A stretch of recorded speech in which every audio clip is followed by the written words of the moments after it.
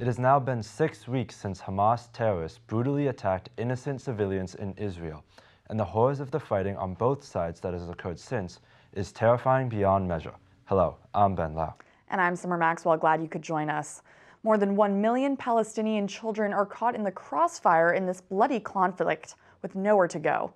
The battlefield in this war may be 5,500 miles from Arlington, but it's already taken its toll right here in town. It's a story that begins with an extraordinarily gifted woman with a passion for helping children who are facing monumental challenges, even in peacetime. Here's ACMi News Director Jeff Barnes with the story. No doubt the horrific events in Israel and Gaza in the last month have taken its toll worldwide, including right here in Arlington. 71-year-old Ramona Okamura is a humanitarian worker who has dedicated her life to designing and building prosthetic limbs for children. She volunteered as part of the Palestinian Children's Relief Fund in Gaza on October the 7th, the day Hamas attacked Israel. The U.S. State Department urged all Americans in that war-torn region to head to the Rafah border in southern Gaza to the relative safety of Egypt. And just days ago, Ramona was able to finally cross the border safely, not easy, and is back home in the Pacific Northwest. But others, including roughly 500 Americans and more than 1 million Palestinian children, are not so lucky. While in Gaza, Ramona recorded an audio diary of the hardships innocent civilians, including children, are experiencing every day. She also recorded the constant bombardment of residential communities in Gaza, day and night. This story came to our attention by way of Ramona's niece, Leah Okamura, who teaches biological science at Wellesley College. Leah lives right here in Arlington and was gracious enough to share her family story with us.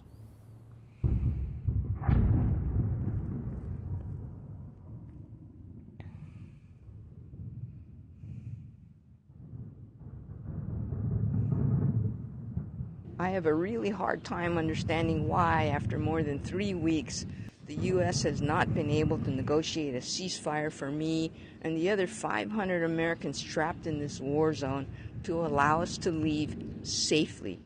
Ramona Okamura is my aunt. She's a resident of Seattle, Washington, and she's a humanitarian aid worker with the Palestine Children's Relief Fund.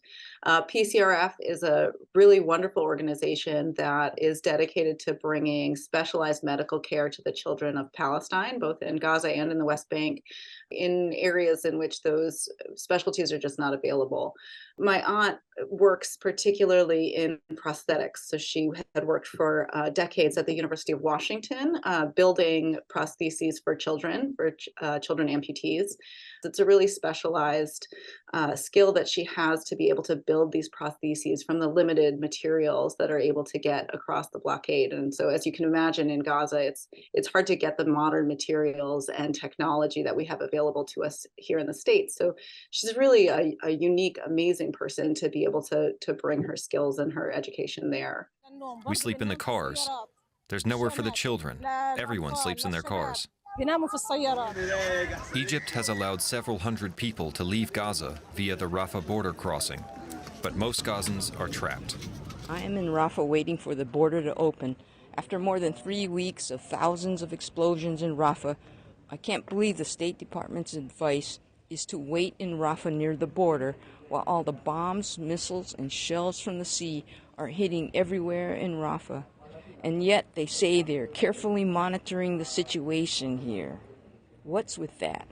And so it wasn't until last week, I think it was November 1st, that she actually got across the border. We had been notified through her aid group late on Tuesday night that she was on a list of Americans who had been approved to come through the crossing.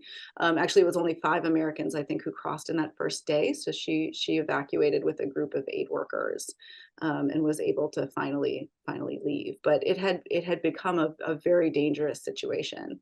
With explosions happening around her all the time. She sent us audio recordings of explosions going on.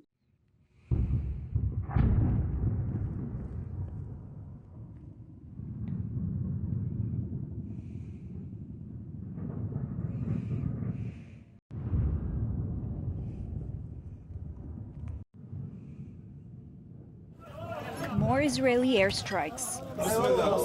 More bodies pulled from under rubble.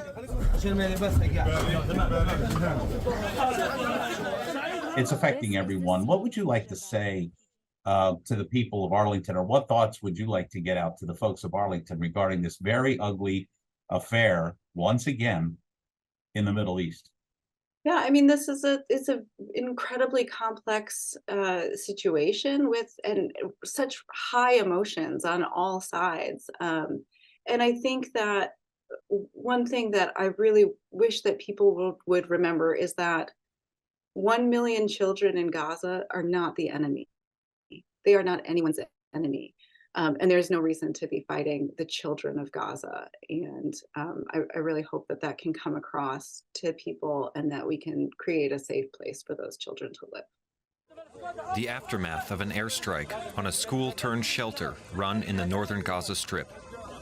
Officials from the Hamas-run health ministry say at least 20 people were killed in the attack. Children under 10 were cut into pieces. Where are the Arabs? Where is the Muslim nation? Where is the spirit of Islam? Dead children were falling before our eyes. What did we do? Gaza will have no food after a few days for the 2.3 million people trapped here with me, almost half of whom are children. Please tell the U.S. to broker a ceasefire to stop this massacre of children. What we would like to see happen is for the killing to stop on all sides and for people to have access, especially for children to have access to basic needs and a safe place to live. We want medicine, food, and education, and we want to live as the other children live. A friend told me that the more than 3,000 innocent dead Palestinian children are in a place where they no longer suffer. How many more children will find their only peace by dying?